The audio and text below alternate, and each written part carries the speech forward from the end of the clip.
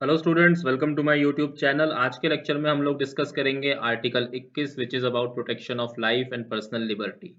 और आज के लेक्चर में जो दो इंपॉर्टेंट चीज़ें हम लोग डिस्कस करने वाले हैं उनका नाम है procedure established by law and due process of the law. इन दोनों कंसेप्ट्स को बहुत अच्छे से समझिएगा, इनके ऊपर ध्यान दीजिएगा। यही दोनों कंसेप्ट इस आर्टिकल का पूरा क्रक्स है। अब से पहले के जितने भी आर्टिकल्स हैं वो पॉलिटी वाली जो प्लेलिस्ट है उसमें आपको मिल जाएंगे। दूसरा, उनका लिंक मैं वीडियो के डिस्क्रिप्शन में भी डाल दूंगा। और स्लाइड्स आपको एज यूजुअल टेलीग्राम से मिलेंगे और टेलीग्राम चैनल का लिंक आपको वीडियो के डिस्क्रिप्शन में मिल जाएगा। तो चलिए विदाउट वेस्टिंग एनी टाइम शुरू करते हैं आज का लेक्चर और स्टडी करते हैं फंडामेंटल राइट्स के आर्टिकल 21 को। अनुच्छेद 21 के बारे में बात करेंगे। तो protection of life and personal liberty, इसकी डेफिनेशन बहुत बड़ी जरा सी है। No person, that means this right is available to the citizens as well as to the other people. Bharat के अंदर जो भी कोई है ये राइट हर किसी को मिलना चाहिए। एक बात तो हुई ये। उसके बाद देख लेते हैं इस स्लाइड के ऊपर कलर कौन सा दिखाई देगा। क्या ब्लैक कलर दिखाई देगा? हाँ, दिखाई दे रहा है, लेकिन उतना बढ़िया नहीं दिखाई दे रहा। तो ये वाला लेके देख लेते हैं। चलिए। No person shall be deprived of his life or personal liberty except according to the procedure established by law. विधि द्वारा स्थापित। ठीक है, विधि द्वारा स्थापित। सुनते हैं ना, मैं विधि द्वारा स्थापित भारत के संविधान के प्रति संपूर्ण निष्ठा एंड सो ऑन। ये ओथ होती है, आप लोगों ने कई बार सुनी होगी। तो ये जो वर्ड है ना, या ये कह लीजिए जो लाइन है प्रोसीजर एस्टैब्लिश्ड बाय लॉ, इसका मतलब समझना बहुत जरूरी है। क्योंकि जो गोपालन केस का डिसीजन था 1950 में, जो गोपालन केस में जो डिसीजन आया, सुप्रीम कोर्ट ने उसमें ये माना कि राइट टू लिबर्टी या right to life and personal liberty का मतलब केवल बॉडी ऑफ द पर्सन से है। मतलब अगर आपकी फिजिकल बॉडी आजाद है, अगर आपकी फिजिकल बॉडी को लिबर्टी है, that means right to liberty या फिर राइट टू लाइफ जो है वो उसका हनन नहीं हो रहा है, उसके अगेंस्ट कोई भी एट्रोसिटी नहीं हो रही है। एक चीज ये ध्यान रखिएगा। दूसरा, इसमें सुप्रीम कोर्ट ने इम्यूनिटी दे दी किसको? एग्जीक्यूट लेजिस्लेटिव एक्शन को। सुप्रीम कोर्ट ने ये बोला गोपालन केस में कि आर्टिकल 21 जो है ना वो आर्बिट्रेरी लेजिस्लेटिव एक्शन से नहीं बचाता, वो केवल आर्बिट्रेरी एग्जीक्यूटिव एक्शन से बचाता है। अब इसका मतलब क्या है? यहाँ पर इन दोनों चीजों को कंबाइन करिए, प्रोसीजर एस्टेब्लिश्ड बाय लॉ और ये आर्बिट्रेरी एग्जीक्यूटिव एक्शन और लेजिस्लेटिव एक्शन, इन चीजों को कंबाइन करते हैं। देखिए, प्रोसीजर एस्टेब्लिश्ड बाय लॉ का मतलब होता है अ लॉ ड्यूली इनेक्टेड। मतलब जो भी तरीका बताया गया है किसी लॉ को, नई लॉ को लाने का, अगर उस तरीके से कोई भी नई लॉ इनेक्ट करी गई है और वो सारे प्रोसीजर्स को फॉलो करा गया है जो भी उस लॉ में लिखे हुए हैं, तो वो लॉ सही मानी जाएगी। That is procedure established by law. It doesn't mean कि वो लॉ कितनी फेयर है, कितनी जस्ट है, कितनी रीजनेबल है। उस लॉ को आप सही मानेंगे अगर उस लॉ के अंदर लिखे हुए सारे प्रोसीजर्स का फॉलो अप होता है तो। और यही यहाँ पर लिखा हुआ है प्रोसीजर एस्टेब्लिश्ड बाय लॉ। तो इसने क्या करा? इसने लेजिस्लेचर को, यानी कि इसने पार्लियामेंट को ये आज़ादी दे दी कि कोई भी कानून बनाइए और उस कानून को आप फॉलो करवा के या उस कानून को लागू करवा के लोगों के अधिकार आप छीन सकते हैं। अगर मैं प्रोसीजर एस्टैब्लिश्ड बाय लॉ को एक सिंपल से एग्जांपल से आप लोगों को समझाऊं, तो आप सभी कॉलेज गोइंग स्टूडेंट्स हैं, तो आप लोगों ने देखा होगा आपके कॉलेज में बहुत सी ऐसी चीजें होती हैं जिनको करने की जरूरत नहीं होती है। जैसे फॉर एग्जांपल, जब हम कॉलेज में थे तो हमेशा नो ड्यूज साइन होता था एग्जाम के रोल नंबर मिलने से पहले।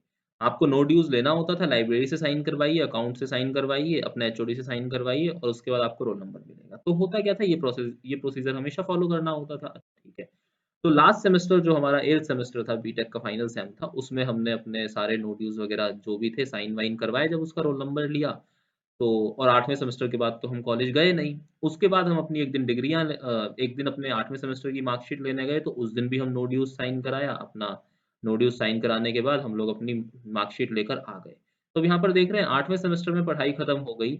8वें सेमेस्टर की जब मार्कशीट लेने गए हैं तब भी नो ड्यूज साइन कर रहे हैं। चलिए मान लिया नो ड्यूज आपने साइन कर दिया। उसके बाद जब मैं 3 साल बाद अपनी डिग्री लेने गया, I sign the no dues again. मैंने फिर से नो ड्यू स्लिप भरी, अकाउंट्स में गया, लाइब्रेरी में गया और उसके बाद मैं पहुँचा एचओडी के पास।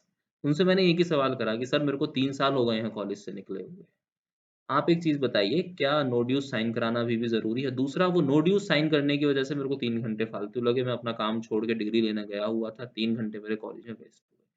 तो वहाँ हमारे एचओडी साहब ने एक बात बोली कि अब जो कानून है, जो नियम बनाया हुआ है वो बनाया हुआ है, वो फॉलो तो करना पड़ेगा। अब आप देख रहे हैं, ये चीज़ एस्टैब्लिश क्लियरली हो रही है कि अगर कोई बंदा 3 साल बाद नो ड्यूज़ साइन करा रहा है, 3 साल बाद डिग्री लेने आ रहा है, तो फॉर श्योर ना कि जब वो 8वें सेमेस्टर में अपना सारी चीज़ें खत्म करके गया होगा, तब भी उसने नो ड्यूज़ साइन करवाए थे, तब उसके सारे ड्यूज़ क्लियर हो गए होंगे।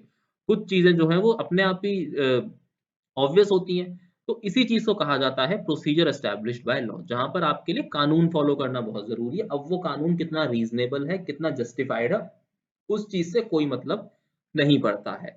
तो सुप्रीम कोर्ट ने गोपालन केस में डिसीजन सुनाया कि अगर पार्लियामेंट ने कोई कानून निकाला है और उस कानून को सही तरीके से मतलब उस कानून को फॉलो करा गया है, उस कानून के सारे प्रोसीजर को फॉलो करा गया है, तो फिर पर्सनल लिबर्टी और पर्सनल लाइफ के दायरे में वो चीज़ नहीं आ सकती है, उसकी प्रोटेक्शन नहीं मिल सकती है जी। तो फिर वो कानून ही लागू होगा। तो फिर अगर किसी की पर्सनल लिबर्टी या पर्सनल लाइफ गई भी है, तो उस चीज़ में हम कुछ नहीं कर सकते, क्योंकि वो तो कि हम आप कानून फॉलो करा गया है पूरे तरीके से, और कानून फॉलो करने की परमिशन तो आर्टिकल खुद ही दे रहा है। आर्टिकल कह ही रहा है, no person shall be deprived of his or her personal liberty except according to the procedure established by law. इसका मतलब क्या हो गया कि अगर लेजिस्लेचर कोई कानून बना देता है या लेजिस्लेटर कोई कानून बना देता है किसी की पर्सनल लाइफ और लिबर्टी का हनन करने का, तो वो कानून सही माना जाएगा। अच्छा, ये तो रही गोपालन केस 1950 की बात। उसके बाद आता है मेनका गांधी केस 1978। मेनका गांधी केस में सुप्रीम कोर्ट ने आर्टिकल 21 का सही इंटरप्रिटेशन करा, और आर्टिकल 21 का सही इंटरप्रिटेशन करने के बाद सुप्रीम कोर्ट ने बहुत सी चीजें right to life and personal liberty के अंदर जोड़ी। उसके बाद दूसरा जो एक चीज का इनकॉर्पोरेशन होता है वो है due process of the law, which is an American concept. Due process of law ये कहता है कि प्रोसीजर एस्टेब्लिश्ड बाय लॉ जो है ना, वो रीजनेबल, फेयर और जस्ट भी होना चाहिए। ये नहीं कि क्योंकि लॉ ड्यूफुली इनैक्ट हुई थी और उसके बाद लॉ के सारे प्रोसीजर फॉलो करे थे, तो वो लॉ अपने आप में फेयर और जस्ट हो जाएगी, ये ज़रूरी नहीं है। जैसे मैंने पहले वाले केस में, जब भी मैं एग्जांपल ले रहा था, उस केस में मैंने बात करी, ठीक है?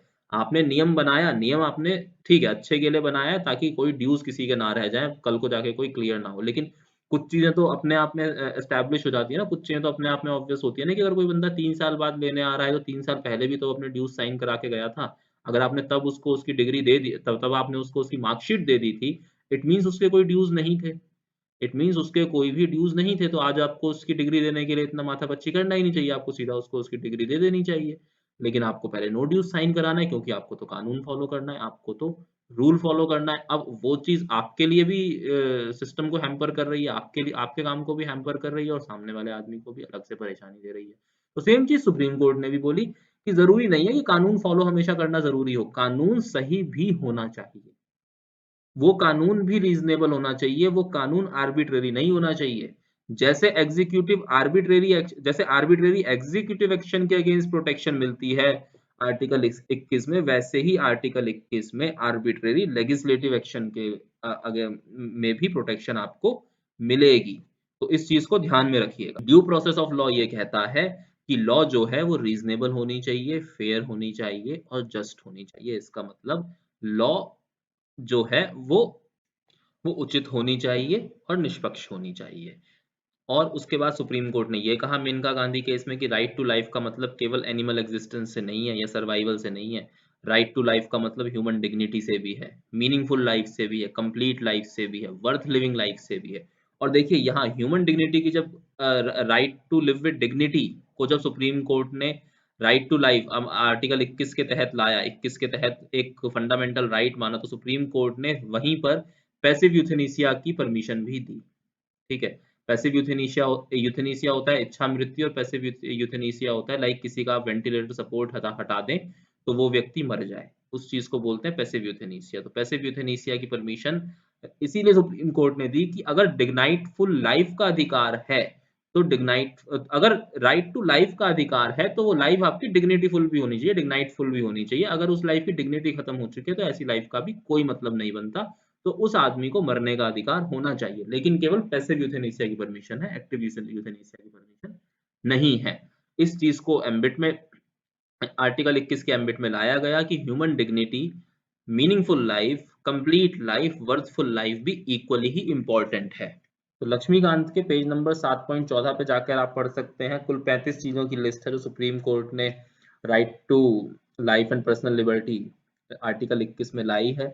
और उनमें से कुछ चीजें हैं जैसे राइट टू प्राइवेसी है, आधार कार्ड में आया, राइट टू हेल्थ है, राइट टू शेल्टर है, right to free legal aid, right to speedy trial, right to travel abroad, right to fair trial, right to road in hilly areas, right to information, that is very important, right to information, right to reputation, right against bar fetters, right to sleep, right to opportunity, right to live with human dignity, right to livelihood, ये सारी चीजें supreme court ने under article right to life and personal liberty लाई हैं over the period of time with the reference of different cases.